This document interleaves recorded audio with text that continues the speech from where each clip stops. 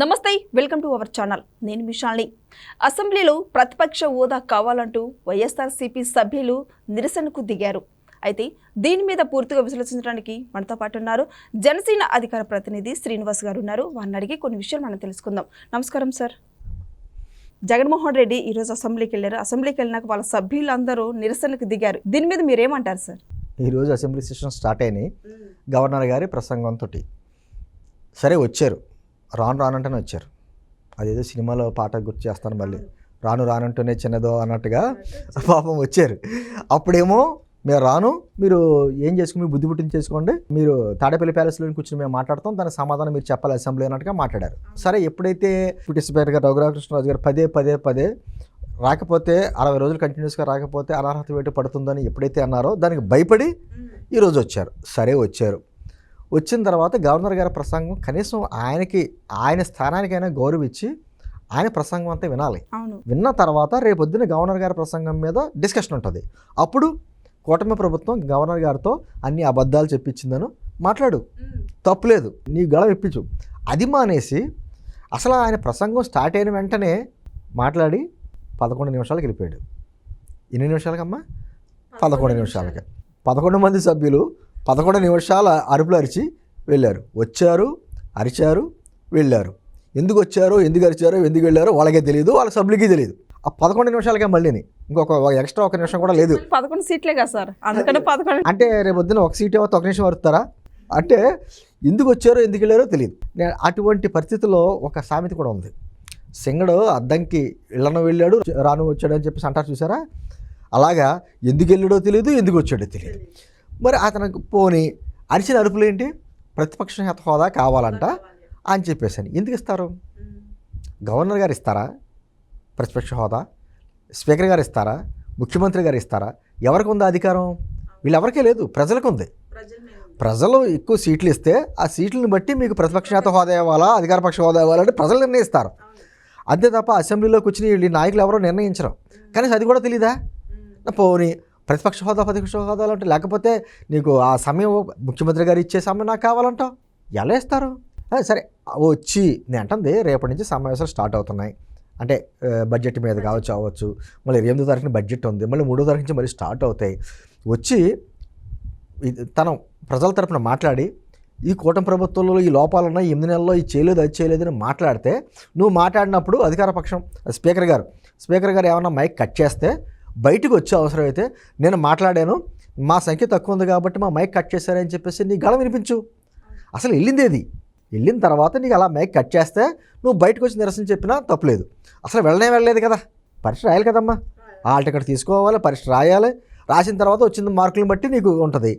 అసలు పరీక్ష రాయని నేను, నాకు ఫుల్గా మార్కులు వేసేయాలి, డిస్టింక్షన్లో పాస్ చేయాలంటే ఎవరు చేస్తారు? ఈరోజు జగన్మోహన్ రెడ్డి అదే అడుగుతున్నాడు. అంటే రాజ్యాంగం గురించి, విలువల గురించి, ఒక పద్ధతి గురించి, వ్యవస్థల గురించి అతనికి ఏమి తెలియదు. సరే గవర్నర్ గారి స్థానానికి ఒక గౌరవం ఇవ్వాలని కనీసం ఈత జ్ఞానం ఉండాలి సార్. అది కూడా లేదే. పోనీ గవర్నర్ గారి ప్రసంగంలో ఏమన్నా వీళ్ళకి నచ్చని విషయాలు ఉంటే పోనీ నిరసన చేసినా తప్పులేదు, దాని గురించి ఏం మాట్లాడాల, కేవలం ప్రతిపక్ష పాత్ర హోదా కావాలని చెప్పేసి అని అంటాం, 11 నిమిషాలుగా వాకౌట్ చేయడం. ఇది ఎంతవరకు సంబంధించం అంటే ఇదివరకు తెలిసేది కాదు. ఈ రోజున ప్రజలు లైవ్లో అన్నీ చూస్తున్నారు. నువ్వు ఎందుకు వెళ్ళన్నావే వెళ్ళావు, సరే భయపడి వెళ్ళావు అని చెప్పి అందరికీ తెలుసు, ఎందుకంటే నీ హోదా పోతుందని చెప్పేసి అని. నువ్వు వెళ్ళేది ప్రజల గురించి కాదు, నీ పదవిని కాపాడుకుంటావని చెప్పేసి ఖచ్చితంగా తెలుసు. వెళ్ళినోడు కాసేపు మనం వినాలి కదా, రేపటి నుంచి సభలకు వెళ్ళాలి కదా. ఇంకో లెక్క ఏంటంటే టెక్నికల్గా ఈరోజు ఒక్కరోజు వెళ్తే మాత్రం కుదరదు. యాక్చువల్గా ఈరోజు గవర్నర్ గారి ప్రసంగం మాత్రమే, అది అసెంబ్లీ సెషన్స్లోకి దాంట్లోకి రాదు, కౌంటింగ్లోకి రాదు. అంటే ఖచ్చితంగా రేపటి నుంచి మళ్ళీ జరిగే సెషన్స్లో ఏదో రోజు వెళ్ళి సంతకం పెట్టాలి. మాకు ఉన్న సమాచారం ప్రకారం రేపు పొద్దున్న జగన్మోహన్ రెడ్డి గారు కడప వెళ్తున్నారట, కడప నుంచి మళ్ళీ బెంగళూరు వెళ్ళిపోతారట. అంటే మరి రేపు వచ్చి సంతకం పెట్టి వెళ్ళిపోతాడా, లేకపోతే మళ్ళీ ఈ సెషన్స్లో ఏదో రోజు వచ్చి సంతకం పెట్టి వెళ్ళిపోతాడో తెలియదు. కానీ కేవలం ఒకటి మాత్రం చెప్పగలను, రఘురామకృష్ణరాజు గారి మాటలకి పదే చెప్పడంతో భయం పట్టుకుంది. ఆ భయంతో వచ్చాడు.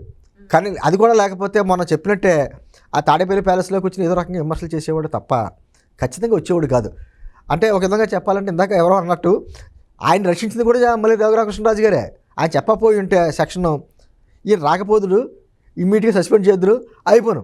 ఆయన పదే అంటే రావాలనే కోరుకుంటాం. మళ్ళాంటి అందరం కూడా ఒక ప్రతిపక్ష పార్టీగా అసెంబ్లీకి రా, అసెంబ్లీకి వచ్చి నీ గళం వినిపించు. నిన్ను ఎన్నుకున్నది ఎందుకంటే అసెంబ్లీలో చేసే చట్టాల గురించి వాటి గురించి ఒక డిస్కషన్ నడాలని. ప్రజాస్వామ్యానికి అర్థమే హేతుబద్ధమైన చర్చ, అది ఉండాలి. నీతో పాటు కొత్తగా ఎన్నికైనటువంటి ఎమ్మెల్యేలు ఉన్నారు, వాళ్ళకి ఎంతో ఉత్సాహం ఉంటుంది. అరే అసెంబ్లీకి వెళ్ళాలని, నా గళం వినిపించాలి, నన్ను టీవీలో మా నియోజకవర్గ ప్రజలందరూ కూడా చూసి మా ఎమ్మెల్యే గారు మాట్లాడతారని చెప్పుకోవాలని ఎన్నో ఉంటుంది. పాపం వాళ్ళ భవిష్యత్తు కూడా ఎందుకు నాశనం చేస్తావు? నువ్వు రాకపోయితే తప్ప నాళ్ళైనా పంపించాలిగా. అలా ఏం చేస్తాడో రేపటి నుంచి చూడాలి. ఏంటంటే ఈ రోజంతా వాకౌట్ చేశారు, రేపైనా అతను వస్తాడా, లేకపోతే అతను మామూలుగా కడప వెళ్ళి అటు నుంచి బెంగళూరు వెళ్ళిపోవడం అది చేసుకుని మిగతా ఎమ్మెల్యేలు పంపుతాడా? ఆ మిగతా ఎమ్మెల్యేలు కూడా సెలెక్ట్ చేసి కొంతమందిని పంపుతాడు. ఇప్పుడు పెద్దిరెడ్డి రామచంద్రరావు లాంటి పంపడం, ఎందుకంటే ఆల్రెడీ చాలా ఇబ్బందులు ఉన్నాయి అతని మీద ఉన్న కేసులు అవన్నీ ఎక్కడ నిలదీస్తారో అని. సెలక్షన్గా పంపుతాడా ఏంటనేది తెలీదు. కానీ ఇది ప్రజాస్వామ్యంలో మంచిది కాదు. ఖచ్చితంగా నిన్ను పంపించింది, ఎన్నుకున్నదే అసెంబ్లీలోకి వెళ్ళి అక్కడ కూర్చుని ప్రజల సమస్యల గురించి మాట్లాడతామని నిన్ను పంపించారు పులివెందుల ప్రజలు. అలాగే నీతో పాటు నీ ఎమ్మెల్యేలందరినీ కూడా దాదాపు 22-23 లక్షల మంది ప్రజలు మిమ్మల్ని ఎన్నుకుని పంపించారు.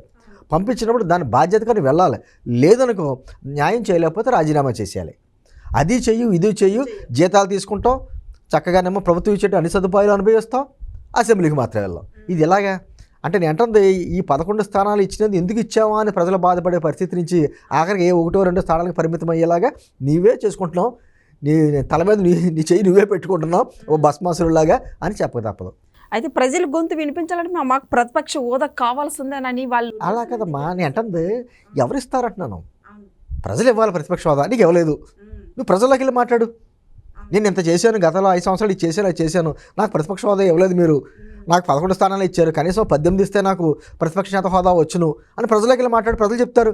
అది మానేసి అసెంబ్లీలో కూర్చుని వస్తే గవర్నర్ గారు ఇస్తాడా ప్రతిపక్ష హోదా? స్పీకర్ గారు ఇస్తారా? ముఖ్యమంత్రి గారు ఇస్తారా? వీళ్ళకి ఏం అధికారం ఉంది ఇవ్వడానికి? ప్రజలు ఏమైనా అధికారం ఈ నాయకులకి ఇచ్చేది లేదు. అటువంటిప్పుడు ఎందుకు మాట్లాడతాడు? ఖచ్చితంగా ఇవన్నీ కూడా ఒక డ్రామా. తన ఎక్కడైతే పదవికి ఇబ్బంది కలుగుద్దనే ఉద్దేశంతో వచ్చాడు, అర్పించాడు, తీసుకెళ్ళిపోయాడు, అంతే. Thank you sir. నమస్తే.